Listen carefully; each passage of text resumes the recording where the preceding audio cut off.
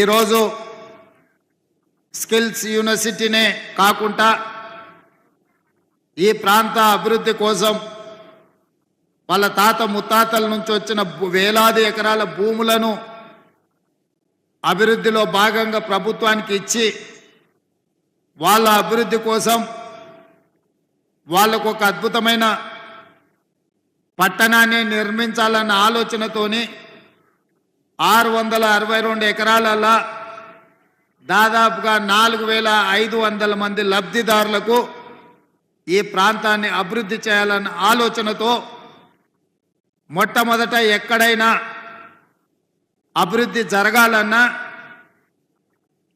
నగరం నిర్మాణం జరగాలన్నా వాళ్ళకి ఇక్కడ విద్యా ఉపాధి అవకాశాలకు సంబంధించి వైద్యానికి సంబంధించిన మౌలిక వసతులను ఏర్పాటు చేయాల్సిన బాధ్యత ప్రభుత్వం మీద ఉన్నది. అందుకే ఈరోజు యంగ్ ఇండియా స్కిల్స్ యూనివర్సిటీ బిల్లును శాసనసభలో ఆమోదం పొంది సరాసరి అక్కడి నుంచి ముచ్చర్ల ప్రాంతంలో బ్యాగరికంచ దగ్గర ఆ యొక్క ఫలాలు మీకు అందించాలన్న ఆలోచనతోని ఇంటికి కూడా వెళ్లకుండా మా మంత్రివర్యులు శ్రీధర్ బాబు గారు మమ్మల్ని అందరినీ చెయ్యి పట్టుకొని ఈరోజు ఇక్కడికి నన్ను మా ఉప ముఖ్యమంత్రి గారిని తీసుకురావడం జరిగింది. ఎందుకు అంటే ఆ బిల్లును ఆమోదింపజేసుకొని తెలంగాణ ఉద్యమమే నిరుద్యోగ సమస్య, తెలంగాణ రాష్ట్ర సాధనలో అత్యంత క్రియాశీలక పాత్ర పోషించింది నిరుద్యోగ యువకులు.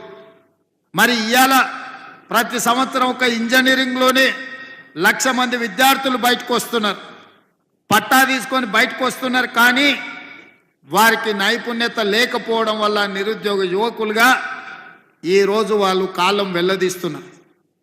పేదవాళ్ళు తల్లిదండ్రులు గ్రామాలలో కష్టపడి సంపాదించిన సొమ్ముతో కూడబెట్టిన రూపాయితో పిల్లల్ని హైదరాబాద్ నగరంలో అశోక్ నగర్ చౌరస్తాలను, అమీర్పేట్ చౌరస్తాలను, దిల్సుఖ్ నగర్ చౌరస్తాలను కోచింగ్ సెంటర్లలో చదివించినా వాళ్ళు నైపుణ్యము లేకపోవడం వల్ల ఉద్యోగ అవకాశాలు రావడం లేదు. ఇవాళ తెలంగాణ ఉద్యమ స్ఫూర్తితోటి తెలంగాణ రాష్ట్రంలో పట్టాలు పొందిన పట్టభద్రులు కాదు, నైపుణ్యం పొందిన శిక్షణ కలిగిన ఈరోజు సుశిక్షితులైన స్కిల్ డెవలప్మెంట్ యూనివర్సిటీలో ఉజ్వల భవిష్యత్తు కోసం విద్యార్థులను తీర్చిదిద్దాలన్న ఆలోచన ఈ ప్రభుత్వం చేసింది. దానికి సహకరించమని శ్రీ సిటీ నిర్మాత శ్రీనిరాజు గారి నుంచి మొదలు పెడితే నేషనల్ అడ్వైజరీ కౌన్సిల్లో గతంలో చైర్మన్గా పనిచేసి నేషనల్ అకాడమీ ఆఫ్ కన్స్ట్రక్షన్లో కీలకమైన బాధ్యత పోషించిన శేఖర్ రెడ్డి గారి నుంచి మొదలు పెడితే చాలామంది అధికారులతో సహా ఈరోజు ఇక్కడికి వచ్చింది.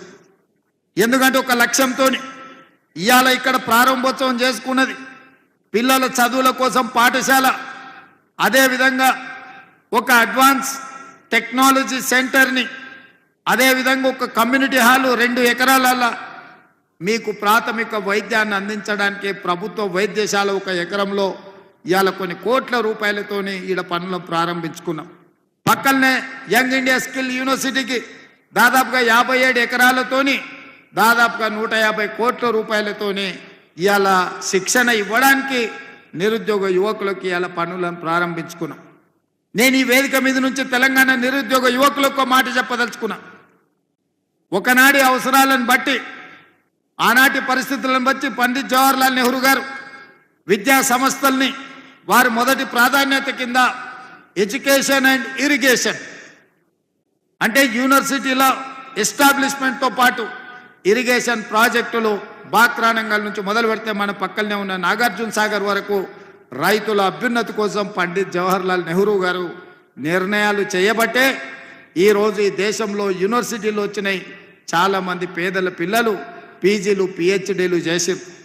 ఈరోజు వ్యవసాయం కింద కాలువలలో నీళ్ళు వచ్చి పంటలు బండుతున్నాయంటే కాంగ్రెస్ పార్టీ కట్టిన శ్రీశైలం, నాగార్జున సాగర్, జూరాల, నెట్టెంపాడు, కోయిల్ సాగర్, కల్వకుర్తి, ప్రారంభించిన పాలమూరు రంగారెడ్డి ఎత్తిపోతల, శ్రీరామ్ సాగర్ నుంచి మొదలు పెడితే ప్రాణైతే చేవెళ్ళ వరకు ఇరిగేషన్ ప్రాజెక్టులను జలయజ్ఞం రూపంలో ఇవాళ పనులు ప్రారంభించినాం.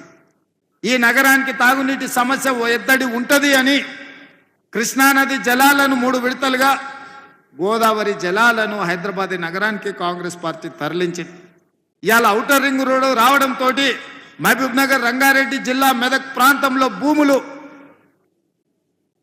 వేల రూపాయలకి ఎకరాలు దొరికేది ఇవాళ 100 కోట్ల రూపాయలకి ఎకరం అయ్యింది అంటే ఈ ఔటర్ రింగ్ రోడ్డు అంతర్జాతీయ ఎయిర్పోర్ట్ రావడమే. ఇవాళ అందుకే అన్ని ఆలోచన చేసి లక్షలాది మంది పట్టాలు తీసుకొని డిగ్రీలు పొంది నిరుద్యోగ యువకులుగా శాశ్వతంగా మిగిలిపోతుంటే వాళ్లకు వృత్తి నైపుణ్యం నేర్పించాలి అని వాళ్లకు 3 నుంచి 6 నెలలు శిక్షణ ఇచ్చి సర్టిఫికెట్ కోర్సులు ఇవ్వాలి అని, అదేవిధంగా డిప్లొమా కోర్సులు నేర్పాలని, అదేవిధంగా డిగ్రీ పట్టాలని ఇవ్వడం ద్వారా ఈరోజు రెడ్డి ల్యాబ్స్ నుంచి మొదలు పెడితే SBI వరకు చాలా సంస్థలు ముందుకొచ్చి వాళ్ళకి శిక్షణ ఇప్పించడమే కాదు వాళ్ళకు ఉద్యోగాలు మేము ఇస్తామని ఇవాళ సంస్థలన్నీ ముందుకు వచ్చినాయి.